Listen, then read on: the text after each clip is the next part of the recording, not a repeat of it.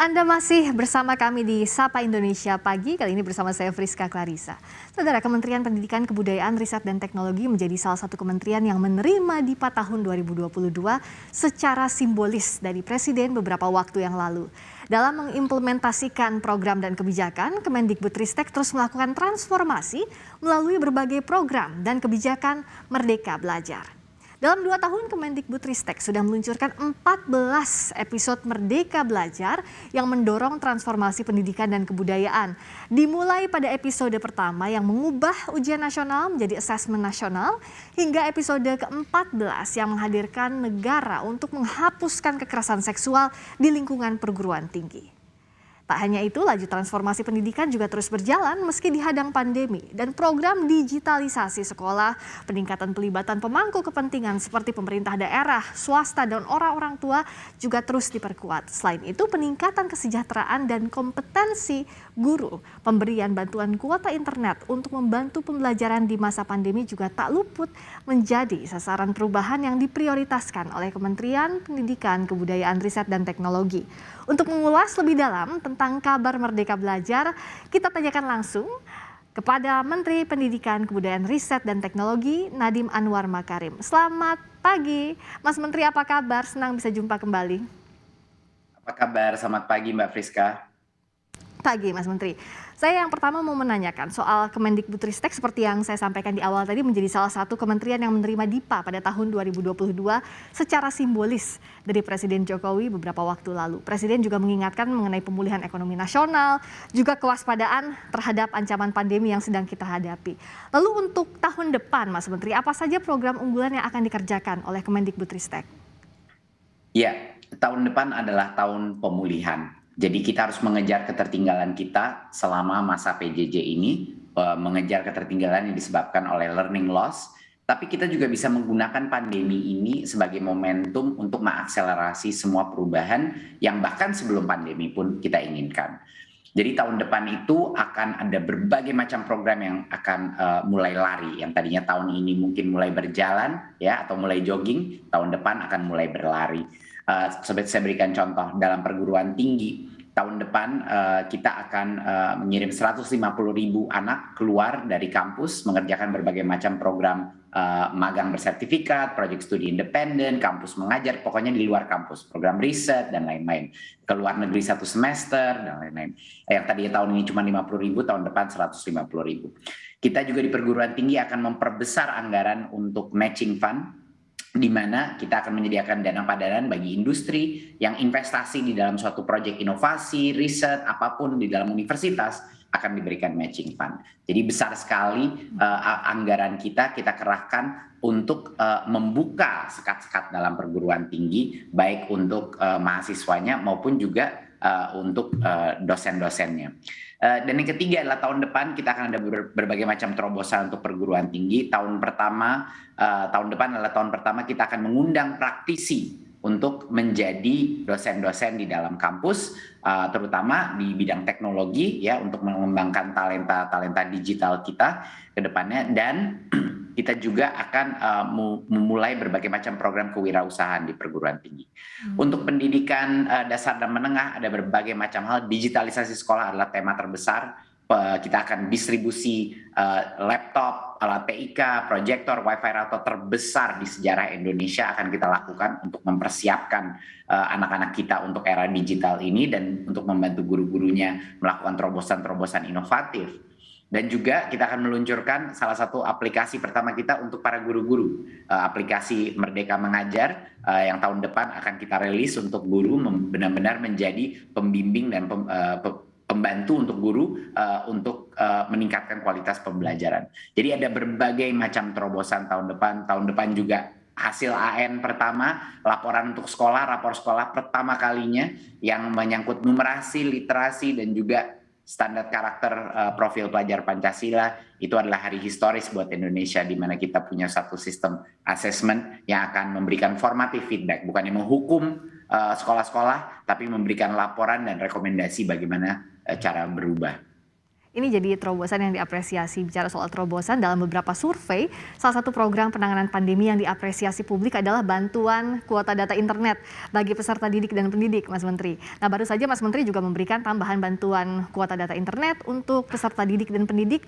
Tolong jelaskan dong bagaimana memang mengenai tambahan bantuan kuota data internet pada bulan Desember ini, Mas Menteri.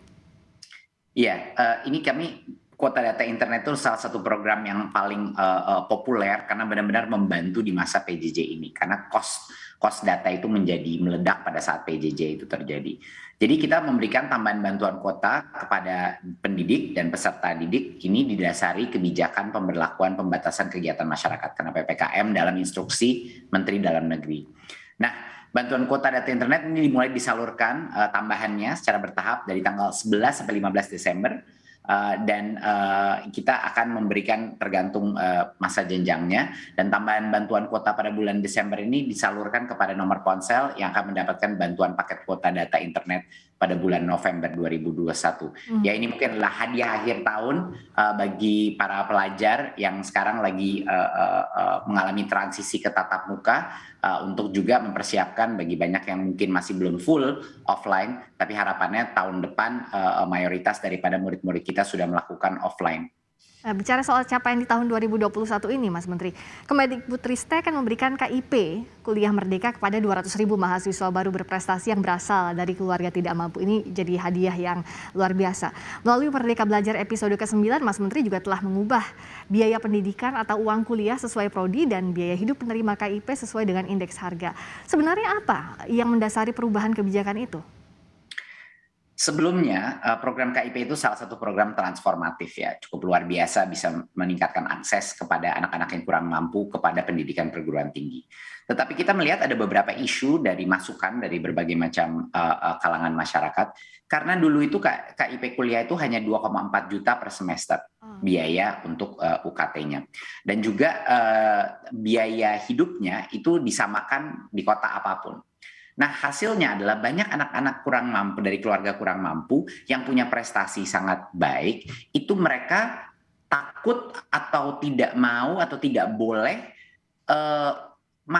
mencoba masuk ke dalam program-program prodi-prodi dan universitas-universitas yang terhebat karena satu, kemahalan, ya, tidak mampu bayar karena cuma 2,4 juta mungkin beasiswanya itu. Dan yang kedua adalah biaya hidupnya juga banyak orang tua bilang, aduh nggak usah deh ke Jakarta, nggak usah ke Surabaya, nggak usah ke Bandung, ke Makassar, karena kemahalan, kita nggak mampu gitu. Jadi kita ingin anak-anak dari keluarga yang nggak mampu yang berprestasi ini bisa bermimpi setinggi langit. Jadi kita ubah skema KIPK ini sehingga untuk yang prodi-prodi A itu bisa sampai dengan maksimal 12 juta. Untuk yang prodi B bisa sampai maksimal 4 juta. Jadi kita memberikan reward untuk anak-anak yang diterima dalam program-program, walaupun program itu lebih mahal gitu loh, baik di swasta maupun di sekolah negeri. Dan ini udah mulai menyebar di semua masyarakat bahwa sekarang dan juga pembiayaan hidupnya itu berubah. Jadi Jakarta paling mahal misalnya karena biaya hidup lebih mahal dan lain-lain. Nggak sama tinggal di Jakarta sama misalnya tinggal di Semarang, itu beda sekarang biaya hidupnya, lebih tinggi, lebih mahal, lebih tinggi. Jadi orang tua dan murid sekarang dan mahasiswa yang mau masuk universitas itu mereka benar-benar merasa kalau mereka mendapatkan KIP, mereka merasa pede, percaya diri untuk bisa masuk program-program terhebat, termahal, dan mereka tahu pemerintah akan hadir untuk membiayainya. Universitas pun nggak usah khawatir, karena dulu mereka kalau masukin anak KIP takut rugi karena mungkin kebutuhan keuangan mereka di atasnya 2,4 juta per bulan, ya kan? Jadi kita sekarang membuka pintu bagi universitas juga untuk tidak harus hati-hati dalam memasukkan anak-anak KIPK. Karena anak-anak ini sudah berprestasi dan biayanya akan ditanggung oleh pemerintah. Jadi itulah yang akan menciptakan mobilitas sosial untuk mereka nanti sukses, tambah sukses, keluarganya sukses, kampungnya sukses, keluarga dia di desa jadi sukses karena tertarik oleh suksesnya ini anak yang walaupun datang dari keluarga yang kurang mampu, tetapi dia masuk program-program terhebat di Indonesia dengan kesempatan ekonomi terbesar. Mobilitas sosial dan mimpi untuk semua pihak tanpa kecuali. Melalui Merdeka Belajar episode ke-10 berikutnya, Mas Menteri bersama Ibu Menkyu menghadirkan terobosan dalam pembiayaan beasiswa melalui dana LPDP. Boleh dijelaskan soal ini, Mas Menteri, program apa saja sebenarnya yang dapat dibiayai dengan dana LPDP dan sejauh apa program-program itu dapat mempercepat peningkatan kapasitas para pendidik kita? Nah, kita ada berbagai macam breakthrough dalam LPDP ya. LPDP itu benar-benar berubah, sangat berubah kriteria programnya, diversifikasi daripada programnya. Yang pertama yang besar adalah sekarang LPDP itu bisa mensupport S1. Ya, berbagai macam program S1 itu bisa disupport, dan juga yang lebih dahsyat lagi, LPDP itu bisa mensupport program-program S1 yang non-degree. Jadinya sertifikasi micro credential, belajar 1 semester di luar negeri, dan ini semua LPDP bisa mendukung short term pendidikan selama 1 semester dan lain-lain untuk bisa mendanai. Karena sekarang di era sekarang pendidikan itu nggak semuanya bisa mengakses full degree program gitu. Bahkan di luar negeri banyak program-program 1 semester pun yang akan merubah hidup seorang mahasiswa tetapi belum bisa didanakan oleh PDP. Itu yang kita ubah dengan unbundling daripada program LPDP sehingga non-degree program pun bisa didanai dan untuk S1 pun bisa didanai. Kedua yang terbesar adalah fokus kepada guru-guru. Kita membuka kesempatan terbesar untuk guru mendapatkan pendidikan S2, pendidikan S3, guru-guru SMK yang mau ikut program sertifikasi dan lain-lain. Jadi benar-benar kita menciptakan satu ruang tersendiri khusus untuk pendidik untuk menerima berbagai macam upgrading dan upskilling dan didanai oleh LPDP. Jadi banyak sekali fokus daripada ini membuka kesempatan untuk para guru-guru kita, para dosen-dosen kita, praktisi-praktisi di SMK juga vokasional untuk bisa meneruskan pendidikannya dan mengupgrade dirinya. Nah, bicara soal program strategi Kemendikbudristek saya akan dalami, tapi di sesi berikutnya Mas Menteri salah satunya soal bagaimana mengatasi kesenjangan kualitas pendidikan di daerah 3T. Sesaat lagi di Sapa Indonesia Pagi, kami segera kembali.